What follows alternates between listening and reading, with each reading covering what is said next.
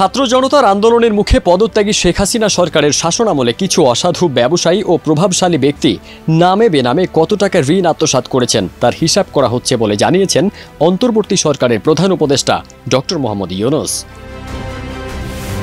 ২৮ August প্রধান উপদেষ্টার press wing থেকে পাঠানো এক সংবাদ বিজ্ঞপ্তিতে জানানো হয়েছে, কিছু অসাধু ব্যবসায়ী ও প্রভাবশালী ব্যক্তি সাম্প্রতিক বছরগুলোতে ব্যাংকিং খাতে ব্যাপক দুর্নীতি ও প্রতারণার মাধ্যমে নামে বেনামে বিপুল পরিমাণ অর্থ আত্মসাৎ করেছেন এবং তা বিদেশেও পাচার করেছেন, যার সঠিক পরিমাণ নির্ণয়ের কাজ চলমান। আত্মসাৎ করা অর্থের পরিমাণ লক্ষ কোটি টাকার বেশি বলে ধারণা করা হচ্ছে।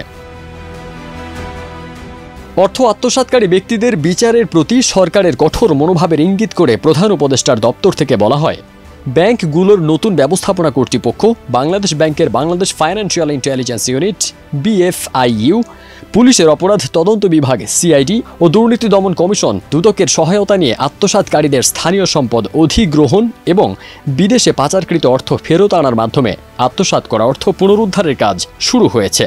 অর্থ ফেরত আনার বিষয়ে বিদেশি বিভিন্ন সংস্থার সহায়তা চেয়ে ইতোমধ্যে যোগাযোগ শুরু করেছে সরকার। শিগগিরই ব্যাংকিং কমিশন গঠন করা হবে উল্লেখ করে প্রধান উপদেষ্টার দপ্তর থেকে আরও জানানো হয়েছে, সংশ্লিষ্ট প্রতিটি ব্যাংকে তদন্ত সাপেক্ষে প্রকৃত চিত্র প্রকাশ করবে কমিশন। এছাড়া ব্যাংক পুনর্গঠনের জন্য 6 মাসের মধ্যে একটি বাস্তবায়নযোগ্য রোডম্যাপ প্রণয়ন করবে। বিজ্ঞপ্তিতে বলা হয়, বাংলাদেশ ব্যাংক ও সরকারের লক্ষ্য হল সব আন্তর্জাতিক মানদণ্ড পরিপালনে সক্ষম একটি শক্তিশালী ব্যাংকিং খাত গড়ে তোলা। তবে এ উদ্দেশ্য সফল করতে শুরু থেকে শেষ পর্যন্ত সময় আন্তর্জাতিক কারিগরি সহায়তা ও অর্থের প্রয়োজন হবে।